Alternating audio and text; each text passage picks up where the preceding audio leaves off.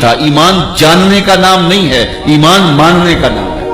اللہ نے فرمایا الذین آتیناہم الکتاب یعرفونہ کما یعرفون ابناءہم.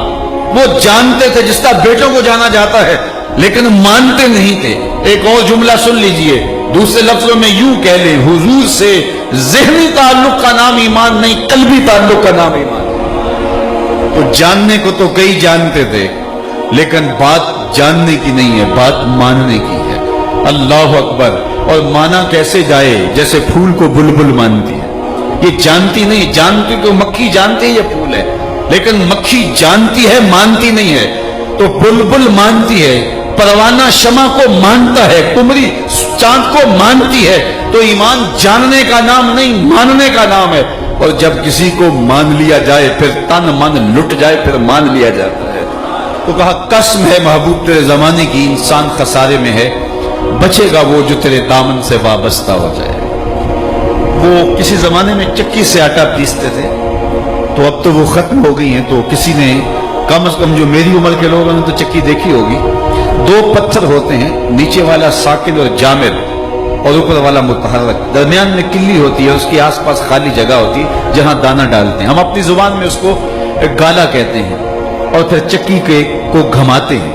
تو جو دانے اس کلی کے ساتھ جڑ کے لگے رہتے ہیں وہ بچ جاتے ہیں, اور جو کلی سے دور ہٹتے ہیں وہ پس جاتے ہیں. اللہ فرماتا ہے محبوب قسم تیرے زمانے کی, انسان خسارے میں ہے, بچے گا وہ جو تیرے دامن سے جڑ کے رہے.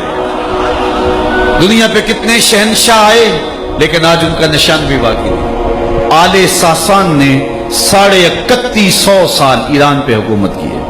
یہاں تو 5 سال کے لیے اسمبلیاں منتخب ہوتی ہیں, اور 2 سال کے بعد حکومت ڈولنے لگتی ہے. 3150 سال ایک خاندان حکومت, یکے بعد دیگرے 150 حکمران تخت نشین ہوئے.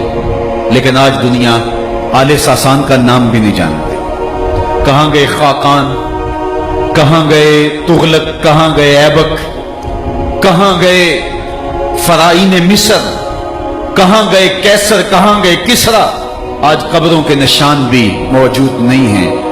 اچھا میں آپ سے پوچھوں کہ جس زمانے میں میرے حضور آئے, اس زمانے کے خاقان کا نام کیا تھا؟ تو علماء بھی معذرت کریں گے کہ ہم فارغ تو نہیں, ہم نے ضروری علوم پڑھنے ہم یہ یاد کرتے پھرے کہ اس کا نام کیا ہے. اچھا میں پوچھوں کہ اس زمانے کے جو ہے وہ کیسر کا نام کیا تھا؟ تو آپ کہیں گے جناب ہماری معذرت, ہمیں نہیں یاد. اور میں اگر پوچھوں چلو اس زمانے کے کسرا کا نام کیا تھا؟ اس وقت کی سپر طاقت تھی نا, اس دور کا ٹرمپ تھا.